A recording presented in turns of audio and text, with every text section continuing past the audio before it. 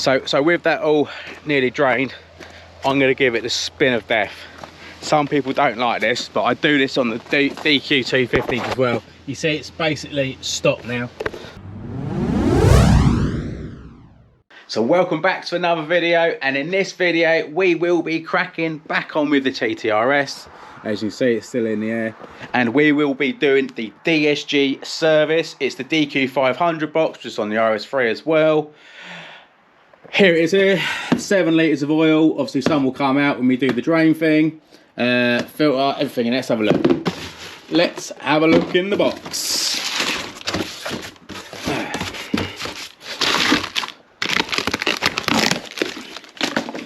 So I've gone for the Millers. So 7 litres of that, boom. And a Phoebe filter, and a new couple of seals for the drain plugs. We will also be needing this, our fill hose. So have that, and we're getting our drain pan under there. But it's not as easy as it was on the DQ250, and I'm going to show you why. I believe this is only an issue on the TT. I think the RS3s are fine. Why would you put the drain plug there? This is alloy frame in the way. Yeah. That's going to be fun. So I'm probably going to undo that, just to see if I can get that flexing down enough to get that off. Because we will need to put our fill tube in there as well. We may even need to undo this, but it's one of those things, if we've got to undo it, we will. And there is also another drain on the side here. So you've got 2 drains on the DQ500, that one, and then your main one where you've got your little snorkel fill level tube in there as well, and then standard filter down there somewhere. So once we've got it draining, we'll get this apart and get to the filter and swap that out. Let's do it. Right, so I've managed to get a lot more access to the plug, which should be enough that all we need. So now you can see I can bend that down quite a lot now. So I'm going to wedge some bits of wood here just to keep that out of the way, like that. So what I did was I undone that bolt, 13mm I believe, 13mm, and then I loosened the wheel trim cover off and took out those 2 bolts there, which are attached to this frame, and that will give us enough clearance. So to be fair, not too bad. 2 13mm, 2 13mm, loads of torques for the wheel trim to get to that. Maybe it took about 5-10 minutes. It wasn't a big job. So what I'm going to do now is I'm going to put my bits of wood in here, and I'm going to put another bit like that, and look at that, plenty of room. Sorted. So these are 14mm, and there is an extra drain plug there, which we need to undo as well. So let's get that all undone and draining. And this drain plug is a 6mm hex. If you're enjoying the videos and find them helpful, why not give us a like and consider subscribing to the channel at the same time. So I'm going to wait for those to finish draining, and then I'm going to pull the sleeve out, which does like the level thing, it's a little plastic thing in there, which I believe is an 8mm.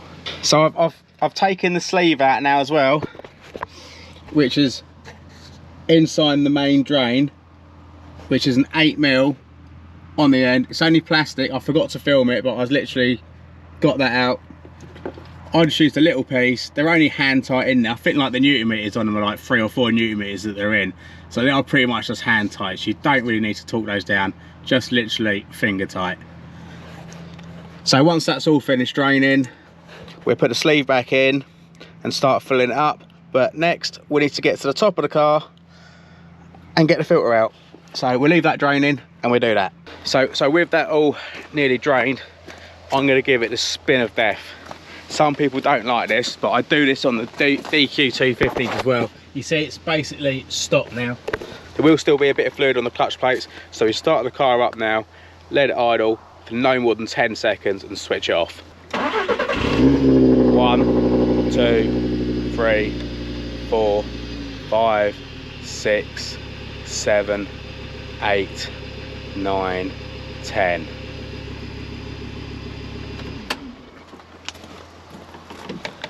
And that is it.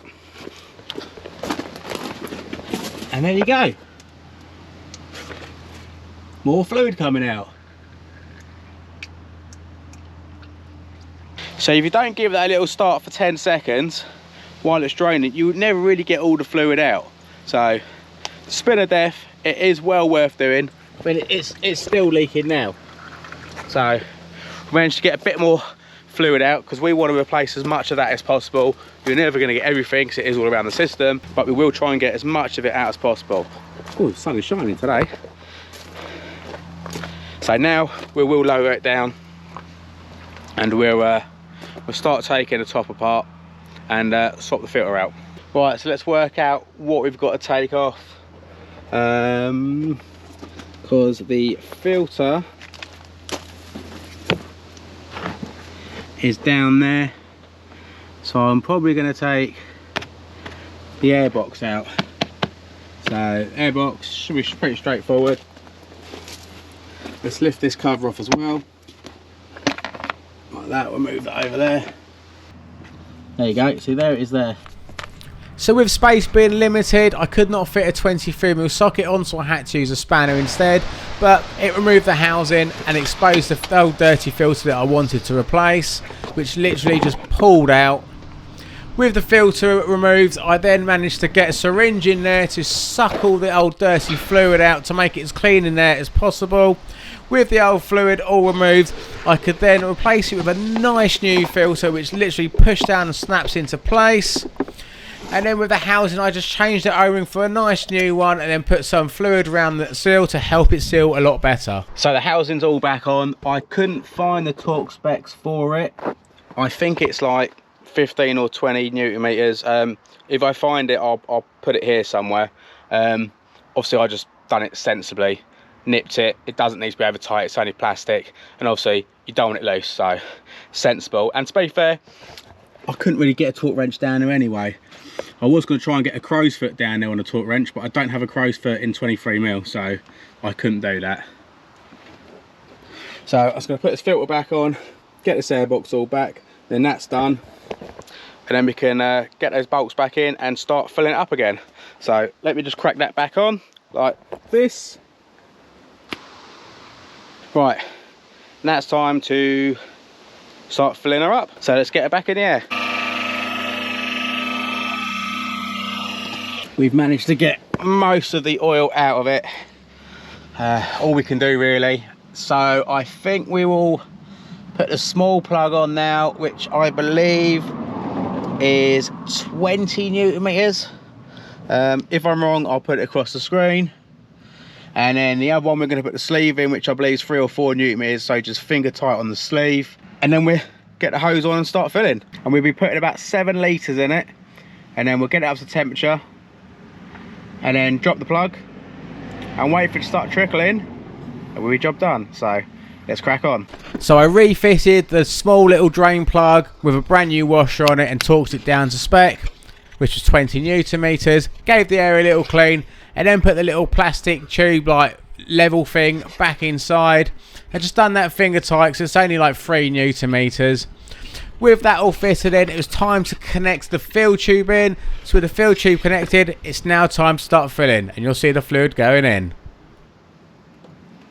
And that is it. But to speed it up, we'll punch a hole in it. Right, so while that starts going in, and we've got another 2 litres to go in after that, I might as well start charging up. So 5 litres in already. Just putting the 2 little singles in now. So first one of the singles, second one, and then happy days. And then we can start it up and let it go around the system. So I'm just on the last bottle now.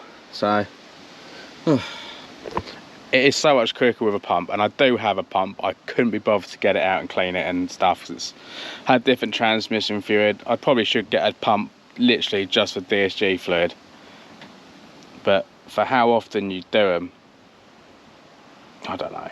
Maybe I should get one, but nearly done. Right, last bottle in. Obviously there's still a bit in the tube from there to there. That ain't going to come out because there's not enough gravity to do that. So let's swap that out and put the plug in. So I'm going to get that ready.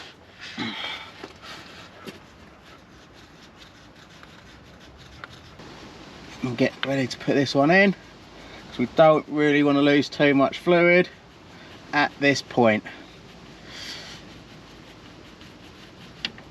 Go.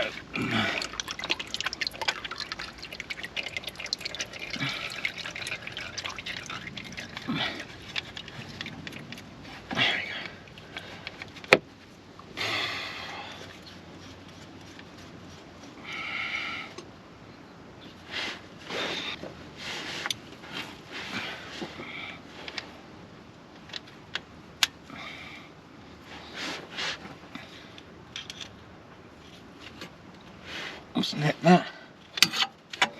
Right, so I was just nipping that, so now we're going to start the car up, go through the gears and get it up to temperature. Right, so we just want to cycle through the gears, 5 seconds in each, so let's do that now. 1, 2, 3, 4, 5. 1, 2, 3, 4, 5. 1, 2, 3, 4, 5. 1, 2, 3, 4, 5. 1, 2, 3, 4, 5. 1, 2, 3, 4, 5. 1, 2, 3, 4, 5. So now we need to get onto our live data and have a look at our temperature. So let's do that. So let's have a look at the live data now for the transmission and see what our temperature is. So we're getting there. We're at 36. As I said, when it hits 40, we'll get under there and we'll drop the plug out, and what comes out, comes out. Right, so we're at 39 now.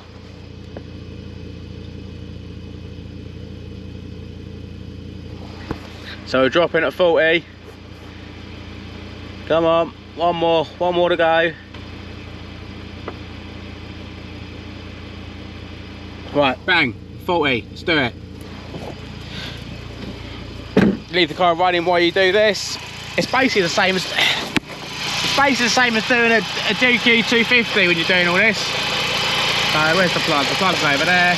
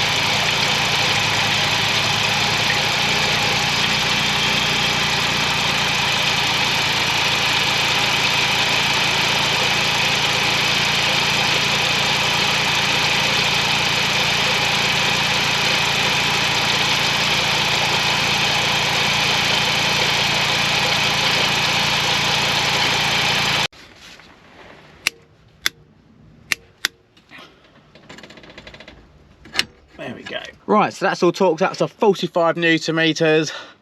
So I need to put this all back together under here. And obviously you can reset adaptions if you want. Once I've got the car facing the right way, I'll probably reset the adaptions. So yeah, that's all there is to it. I'm doing the DQ500 gearbox service, so that's all done. We know that's done for a nice few miles now and a few years. So as I said, put all this all back together, and then I'm going to get on with doing the front and rear diff oil change, which will be coming in the next video. So I'll see you then. Thanks for watching.